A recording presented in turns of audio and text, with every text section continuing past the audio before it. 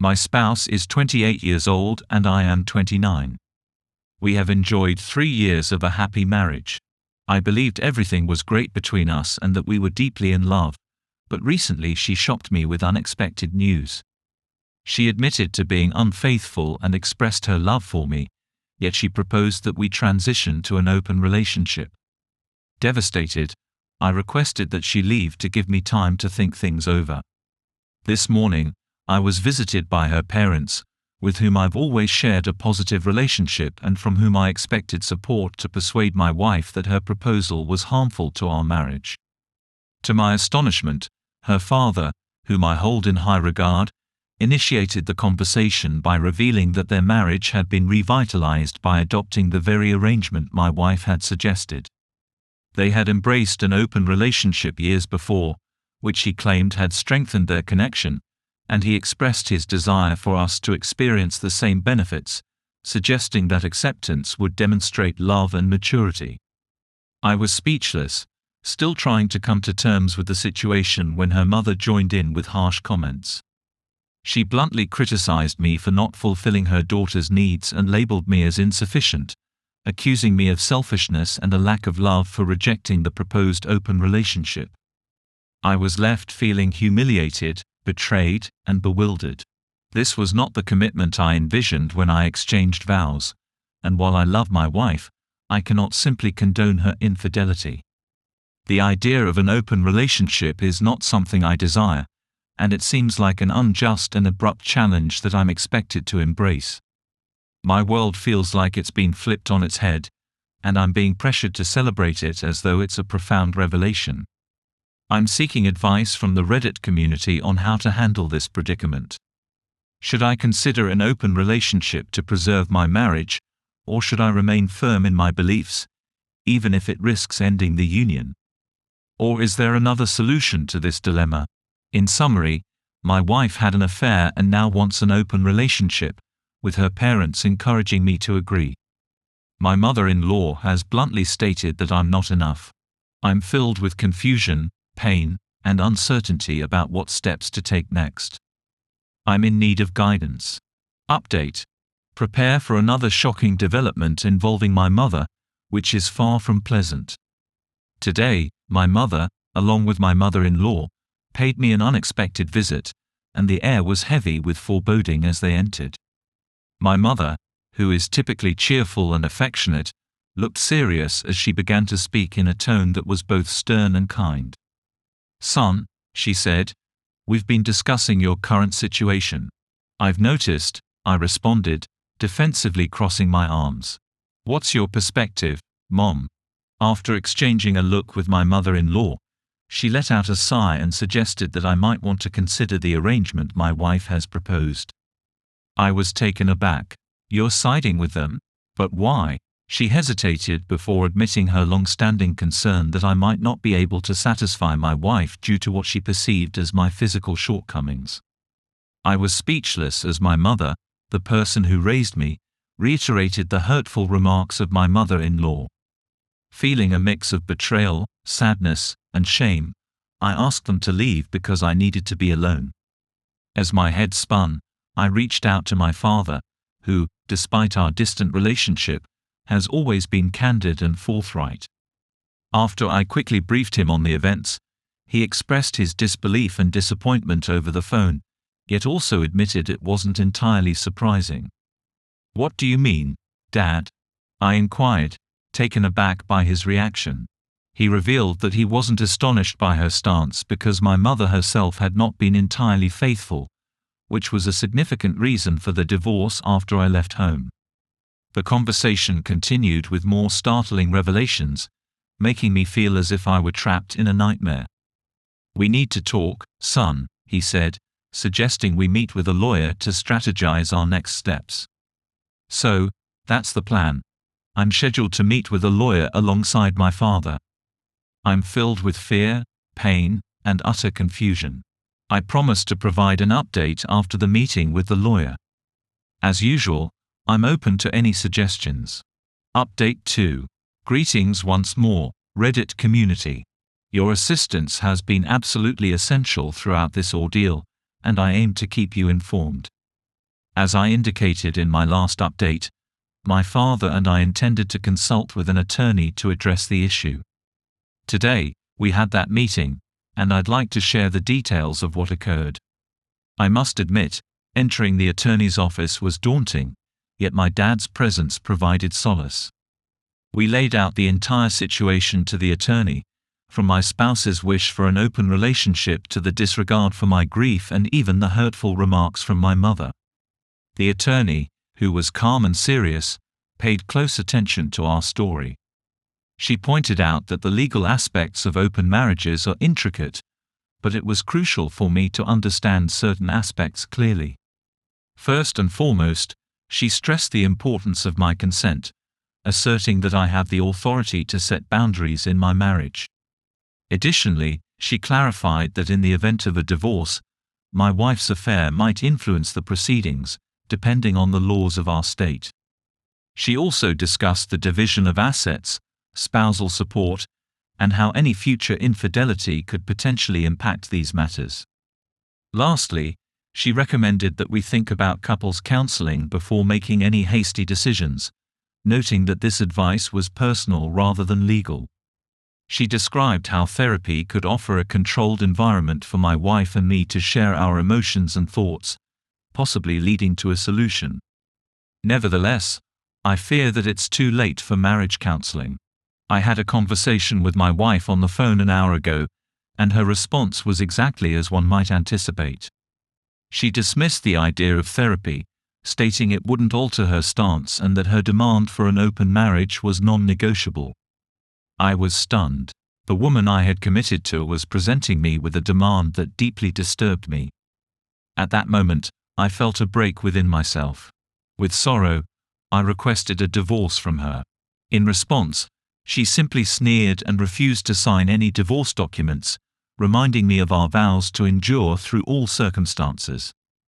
Unable to tolerate it any further, I packed my belongings and departed from our house, overwhelmed with a sense of loss. I've chosen to stay with my father for the time being. Then came another unexpected development. My mother arrived at my father's place, criticizing him for backing me and promoting my intransigence. She argued that I should be more accommodating and adaptable in my marital situation. That incident was the tipping point. My already frayed patience and goodwill completely disintegrated. I confronted her, denouncing her double standards and past unfaithfulness. Overcome with repressed rage and feelings of betrayal, I lashed out, calling her a cheat with no moral ground to lecture on understanding and adaptability. She stormed off, visibly upset. I had never addressed her in such a manner before, but it seemed warranted at the time. So now, I find myself residing with my dad, uncertain of what comes next. My spouse is against the divorce, my mother is not supportive, and my life has been thrown into chaos. Yet, I refuse to surrender. I am determined to stand up for my self-respect, my rights, and my mental peace. I'll keep you posted on the developments. Meanwhile, I'd welcome any guidance or encouraging words. Also, for those who think my post is fabricated or some sort of storytelling exercise, I appreciate your viewpoints, but I lack such creativity. If I possessed that level of imagination, I doubt I'd be in a situation where my wife is unfaithful. I truly empathize with the difficult times you're enduring. Discovering your partner's infidelity is devastating, and it's even more distressing when your relatives favor an open relationship instead of offering you support during this challenging period. Although it's clear that you still have love for your wife and are open to working on your marriage, it's essential to prioritize your own values and interests ahead of your partner's. The revelation of your wife's interest in an open relationship is completely justified in causing you feelings of pain, betrayal, and confusion. You did not consent to an open relationship when you took your marriage vows. The involvement of your in-laws and their hurtful comments only add to your distress and bewilderment. No one has the authority to make you feel less than or to demean you. It's vital to remember that their perspectives may be shaped by their personal experiences, but this doesn't mean you have to conform to their views or compromise your own beliefs. Seeking professional help, such as couples therapy, can be an effective initial step towards understanding and exploring different paths. Therapy offers a secure environment for you and your wife to share your feelings, concerns, and wishes. However, I understand that you've reached your limit and have made the decision to pursue a divorce. The complexity of your situation is compounded by your mother's behavior and her past infidelity.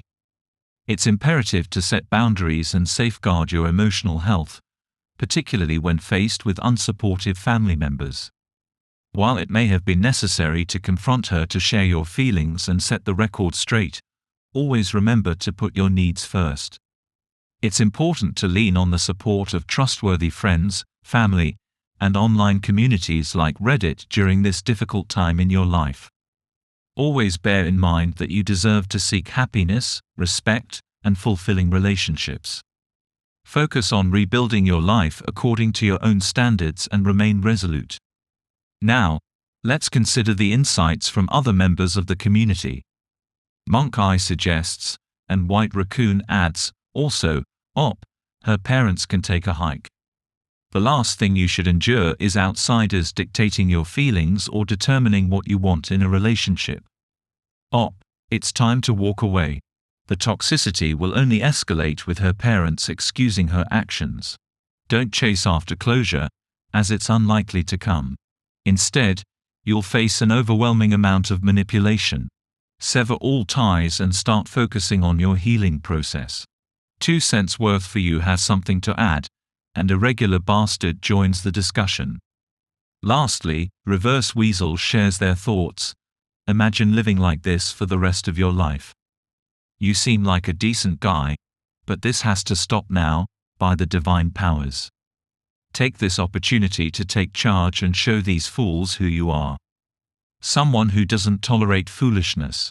Onward to new beginnings. Am I wrong for choosing to support my sister-in-law over my unfaithful brother? I'm a 17-year-old female, my brother is a 29-year-old male, and my sister-in-law is also 29. My brother, whom I'll call Joe, a pseudonym, and my sister-in-law, whom I'll refer to as Amelia, also a pseudonym, have been a couple since they were teenagers. They tied the knot at 20 and have 3 children together. Amelia and I have a close bond. She's like the older sister I never had. She's cherished by my entire family, and she and Joe appeared to have an ideal marriage. A few weeks back, Joe took a weekend trip with friends to celebrate a birthday, leaving Amelia at home with the children. However, Joe only made contact with Amelia once upon reaching his destination and didn't check in after that, which was odd because he's usually glued to his phone and had promised to stay in touch.